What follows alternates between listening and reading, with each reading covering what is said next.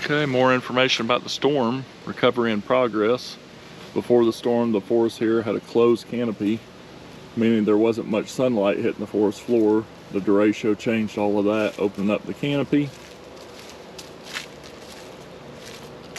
So, the Shawnee National Forest folks probably wish a derecho would happen to let the sunshine in. Yeah, that's pretty crazy. I like this information about the derecho. I think that's nice.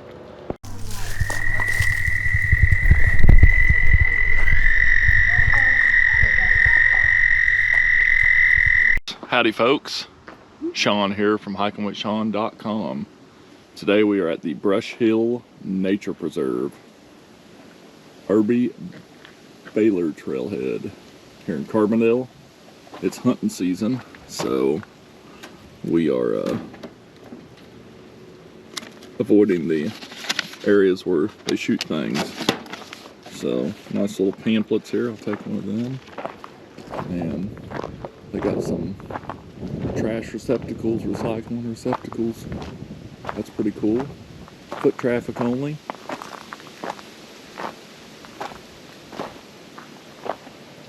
Old foundation here. Something. But there's numbered posts and the pamphlet tells you what they are. So number 1 was a welcome. Number 2 is abiotic influences. As you walk along the trail, you will notice forest consists of different tree species along the way. So, a whole lot of different trees. Some sort of old foundation all around. So, it's a loop. This is where the loop starts. Guess we'll just go anyway. I like their blazes. That's pretty neat. Even has their P.O. box and everything. That's pretty cool. Go that way. Go that way. Okay. Alright, that's the way we're going.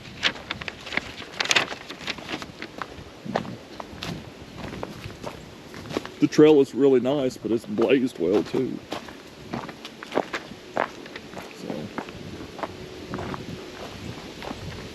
Most of these Green Earth trails are about a mile. We went to Piles Fort first, but it's closed off for hunting because I'm assuming there's private land around it and hunters. So it's probably a good idea. But this one's right next to a fire department. Seems relatively safe. Alrighty folks, this is talking about the May 8th, 2009 derecho. The largest trees on the preserve, which stood tallest and had the largest crown, took the hardest hit. That stinks. So that's what's left of them. They get you down and rotting. Yep. That storm was definitely pretty crazy. I remember it. Remember it all. We were out of power for about 2.5, 3 weeks. I used to be a storm chaser back then, and I was chasing a tornado over by Ziegler. And took cover in a cemetery. That was just the only place that didn't have power lines everywhere. I seen the wall of wind coming at me. It's pretty crazy. There's videos of it online somewhere. They're just really poor quality, but you can listen to me kind of freak out. That's because I thought a tornado was hitting me. Didn't know it was just a straight line wind. Sheet of wind. But I know it done significant damage, so there's still a lot of areas with trees down and stuff like that. They're still impacted by it, and it was over 10 years ago. So, pretty nice little trail so far. Little bridges and stuff. It's well blazed, but the trail's well used, so you can kind of, I like it that the bridge is kind of old, but still in pretty good shape. Kind of reminds me of mountain biking. So here's number 6. We'll look that up real quick. So here.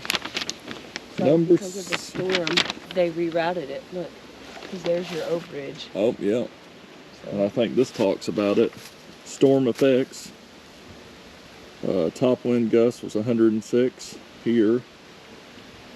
And we're talking about pioneer species. Something. It'll take decades to return the forest community that was present before the storm. So that's something interesting. All right, this is a seasonal pond down here. It's dried up right now. It says during the spring, this temporary pond is teeming with wildlife. Spring peepers, leopard and gray tree frogs are the most vocal residents here. So I know we'll be coming back in the spring. It's a date.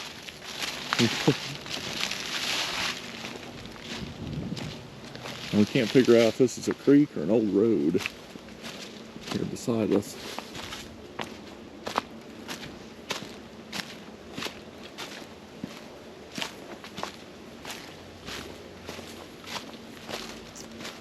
I think that could be an old road. See some of the damage here. Said this was a closed canopy forest before the derecho came through, so it's really interesting. It's very much turning into a grassland. All right, it talks about the May 8th derecho causing widespread damage, taking the biggest tree in the preserve down. Said it'll be here for decades. There it is. It's pretty big.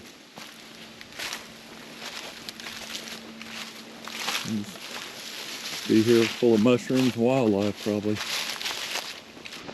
Alrighty folks, and that was the hike. And this one was a little over half a mile, so not quite a mile, but not too bad nonetheless. Thanks for watching. Check the description for more information, directions, and all that good stuff. And we'll move on to the next nature preserve.